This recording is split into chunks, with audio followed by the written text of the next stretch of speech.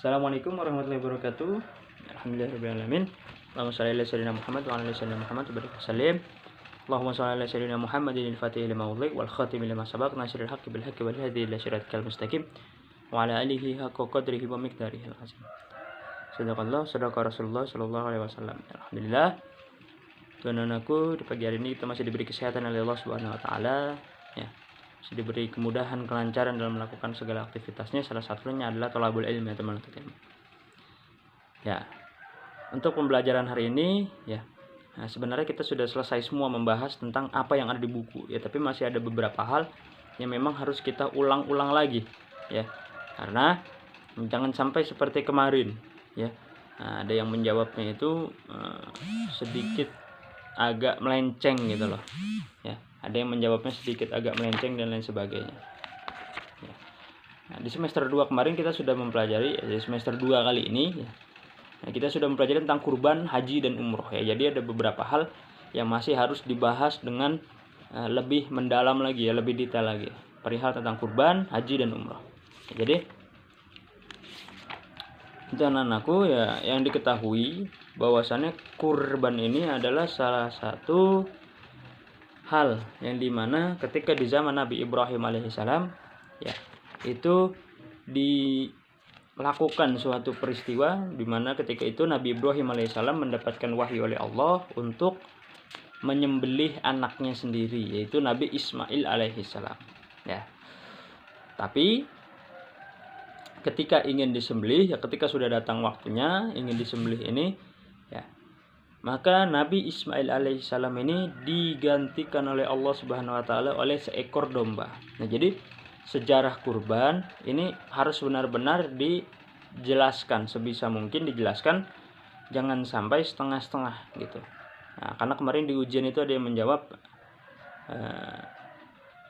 Nabi Ibrahim disuruh apa gitu. Ketika peristiwa kurban ini, ya, disuruh menyembelih anaknya, ya, disuruh menyembelih anaknya tapi tidak diteruskan gitu, ya. Harusnya dalam peristiwa sejarah kurban ini, ya, Nabi Ibrahim alaihissalam mendapatkan wahyu oleh Allah Subhanahu wa taala untuk menyembelih anaknya Ismail alaihissalam, ya. Lalu ketika sudah ingin disembelih, ya, Nabi Ismail alaihissalam ini digantikan dengan satu ekor domba, ya, atau seekor domba, ya.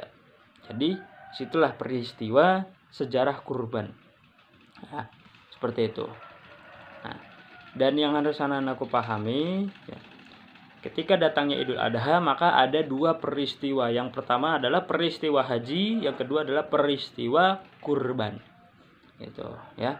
Jadi orang-orang yang tidak bisa berangkat haji, ya, dipersilahkan boleh untuk berkurban, dan insya Allah, nah, dengan berkurban ini pahalanya sama seperti orang yang pergi haji, ya, karena diniatkan, benar-benar kita niatkan. Nah, dan juga ketika kita berkurban ini kita membantu sesama manusia, sesama muslim, ya. Tuh, ya, hukum dan waktu berkurban, ya, kemarin kita sudah belajar juga, ya. Jadi hukum berkurban itu tidak wajib, ya, sunnah hukumnya, ya. Hukumnya adalah sunnah, ya.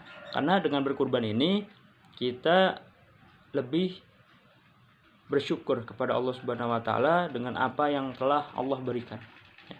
Jadi apa-apa yang telah Allah berikan, rezeki yang telah Allah berikan, maka bisa kita salurkan dengan berkurban seperti ini, ya. Waktunya kapan? Ya, waktunya itu setelah selesai sholat Idul Adha, ya.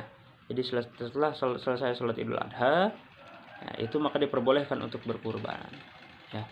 Jadi berkurban itu dikatakan dari tanggal 10 Zulhijjah, ya, dan 3 hari berikutnya, 11, 12, 13 Zulhijjah. Tuh waktu-waktunya, nah, dalam berkurban, ya. Nah, dan tanggal 11, 12, 13 Zulhijjah itu disebut dengan hari tasyrik, ya, hari tasyrik.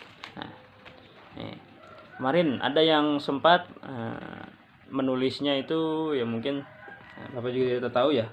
Ya, kambing berumur 9 tahun, ya. Itu sudah tua banget sebenarnya. Jadi ada beberapa hewan yang boleh dikurbankan, dan hewan ini juga memiliki syarat-syaratnya, ya. Yang pertama, hewannya itu tidak boleh cacat dalam fisik, ya. baik itu bentuk tubuhnya, bola matanya, giginya dan lain sebagainya, itu tidak boleh ada kecacatan ya, bahkan hewannya pun harus sehat ya. Pak, kalau misalkan hewannya tergores ketika contoh misalkan ya, hewannya ini habis kita katakan berantem lah gitu, hewannya habis berantem gitu, nggak tahu berantem kenapa ya. Nah, hewan ini habis berantem lalu ada luka, itu gimana? Selama luka itu tidak infeksi ya, tidak membuat suatu penyakit ya, nanti bakal dibawa oleh hewan tersebut dan masuk ke dalam tubuh kita ketika kita makan, itu tidak apa-apa. Dan hewan kurbannya ini tidak boleh cacat ya, ataupun tidak tenggelam biji matanya. Jadi ada beberapa hewan yang memang dia ini sakit dan menunjukkan hewan ini tenggelam biji matanya. Jadi biji matanya ini turun ya, tidak seperti hewan-hewan yang sehat lainnya gitu. Nah, ada beberapa hal ya, umur hewan yang sudah diperbolehkan untuk disembelih. Oh ya, unta itu sudah menginjak 5 tahun, menginjak 6 tahun unta ya. Sapi itu 2 tahun memasuki 3 tahun, 4 tahun, 5 tahun. Kambing 2 tahun memasuki 3 tahun. Domba yaitu 1 sampai 2 tahun. Ya, sapi ya, kerbau itu sebenarnya kalau misalkan sapi itu sama ya, bisa memasuki 5 tahun. Ya, sebenarnya kalau misalkan dalam hukumnya ya, unta itu biasanya masuk 7 tahun ya, 7 tahun. Masuk ke 7 tahun itu sudah boleh disembelih. Sapi masuk ke 4 tahun atau ke 5 tahun sudah boleh disembelih. Seperti kerbau. Nah, kambing sudah memasuki umur 2 tahun setengah sampai 3 tahun, itu batasnya. Domba nah, itu sudah memasuki waktu 2 tahun. Ya 1 tahun, 2 tahun itu udah paling lama. Tuh.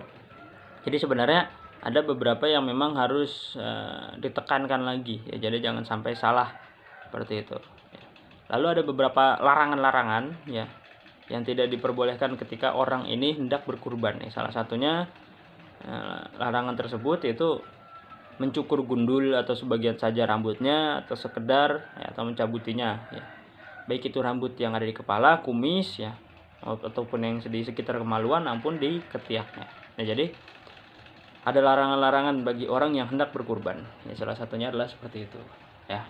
Nah, ini masih banyak lagi pembahasan intinya ya, tentang apa-apa yang sudah kemarin kita pelajari. Ya masih banyak ada anak-anakku yang salah-salah. Ya nanti maka dari itu ketika tatap muka itu memang harus ya, kita manfaatkan ya, untuk anak-anakku yang tidak paham bisa tanya jawab dan lain sebagainya.